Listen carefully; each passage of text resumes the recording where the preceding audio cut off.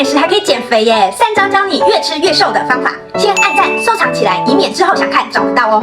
1. 去酱，汉堡三明治里面的美乃滋番茄酱用胡椒盐取代，热量直接少了1/3哦。2. 油脂的食物去皮吃，如果是减脂期很想要吃炸鸡，先把皮扒掉，照样好吃，吸收了健康又营养的蛋白质哦。3. 养成去油的习惯，减脂期最怕的就是外卖、聚餐油多到没办法控制。饭前先吃1包这个吸油丸，1包可以帮助你吸掉12克的纯油，直接帮你排出体外哦。用这些方法，健康、美食、身材都可以顾到。想了解吸油丸的底下加1，我来随机抽出2包给大家。你可以在这边留言，教你更健康的瘦身方式哦。请点赞、关注、评论哦。